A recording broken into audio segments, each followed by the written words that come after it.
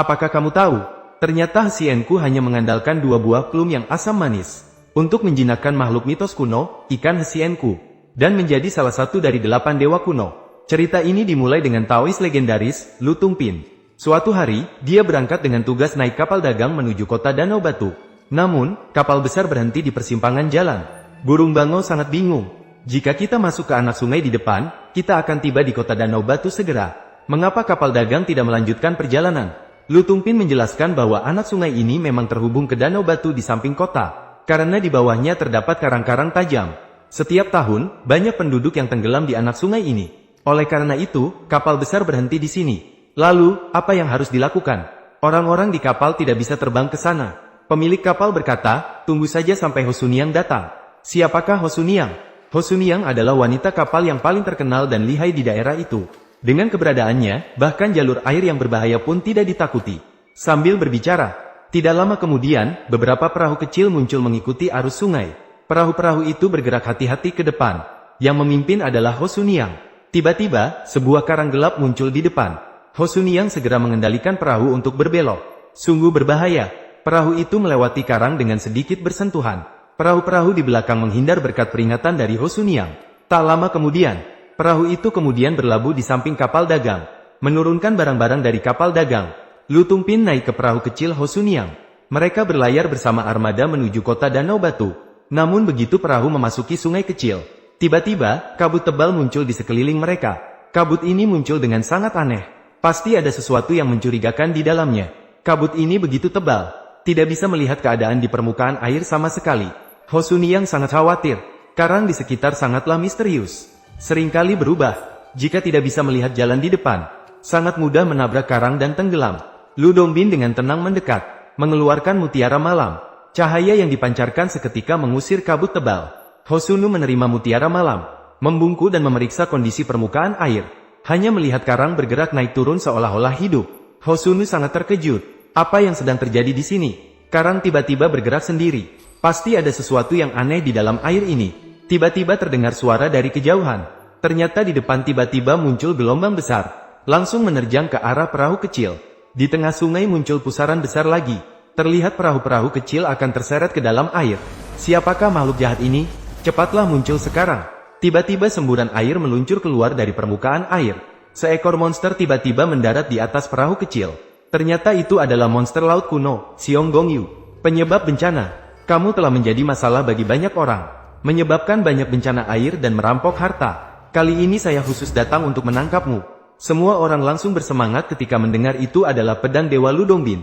Semua menjadi bersemangat. Lu Dongbin langsung menyerang dengan pedangnya. Bertempur sengit dengan ikan Henggong. Namun setelah beberapa putaran pertempuran, ikan Henggong tidak kalah sedikit pun.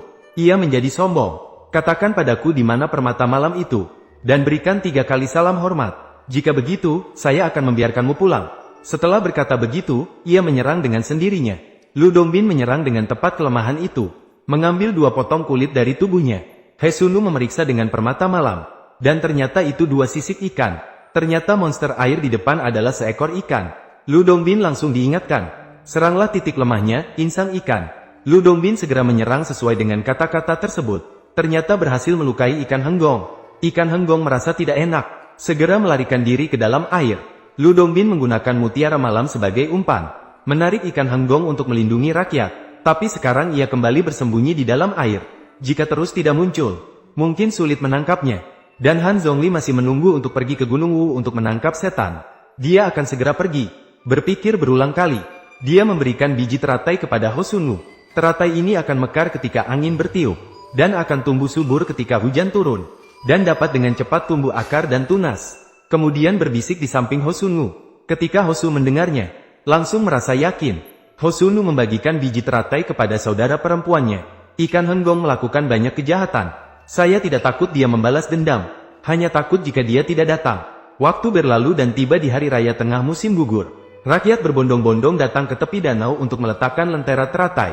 Semoga kota Danau Batu mendapat cuaca baik di masa depan. Saat ini, tinggalkanlah kata-kata negara aman dan rakyat sejahtera. Semoga diri sendiri dan keluarga sehat dan sukses dalam tahun yang baru. Ketika orang-orang tengah merayakan dengan penuh sukacita, ikan Henggong datang tanpa diundang lagi. Ia dengan bangga mengelilingi perahu bunga dengan penuh keangkuhan. Lu Dongbin pergi. Apakah kalian masih berani bernyanyi dan menari di sini? Mereka benar-benar tidak menghargai saya. Seketika ekor melayang ke arah mereka. Perahu bunga hancur seketika. Hosunu dan saudari-saudarinya juga jatuh ke dalam air tanpa diketahui nasibnya. Hosunu dihancurkan menjadi bubuk oleh Hanggong. Mulai sekarang, semua barang kalian akan menjadi milik Hanggong. Bagaimana ini bisa baik? Bagaimana kita akan melanjutkan hidup setelah ini? Hanggong kembali memanggil angin kencang dan karang. Namun yang memalukan adalah, tidak ada riak di air. Sebelum Hanggong sempat bereaksi, permukaan air tiba-tiba tumbuh daun teratai. Mekar bunga teratai, menyekat ikan Hanggong agar tidak bisa bergerak. Ternyata ini adalah pertunjukan bagus yang disutradarai oleh Hosunu. Ikan Hanggong, apakah kau benar-benar berpikir memiliki baju besi yang kokoh seperti batu karang? Bisa melakukan apapun yang kau inginkan? Ternyata saat ikan Hanggong menghancurkan perahu bunga, Hosunu dan saudari-saudarinya memanfaatkan kesempatan untuk menyelam ke dalam air. Menanam benih teratai yang diberikan oleh Lu Dongbin di berbagai tempat di bawah air. Benih teratai segera berakar dan berkecambah, menjaga wilayah air tersebut dengan kuat. Siapa yang menyangka ikan Hanggong justru tidak panik sedikit pun. Pedang dan tombakku tak bisa menembus, api pun tak bisa menyentuhku. Lihat apa yang bisa kalian lakukan terhadapku. Hosunu juga datang dengan persiapan. Aku tahu kau tak bisa ditembus oleh pedang dan tak bisa mati oleh air mendidih. Tapi bagaimana jika aku melemparkan 2 biji ini? Begitu ikan Hanggong melihat itu adalah buah plum. Seketika panik. Ternyata saat Lu Dongbin pergi, sudah mengungkap rahasia memasak ikan Hanggong Yu yang ditakuti dengan plum hitam kepada Hosunu. Hari ini adalah hari kematianmu. Aku akan melakukan keadilan atas nama langit. Menghapusmu untuk rakyat. Hanggong Yu ketakutan. Segera memohon kepada Hosunu untuk memberi ampun.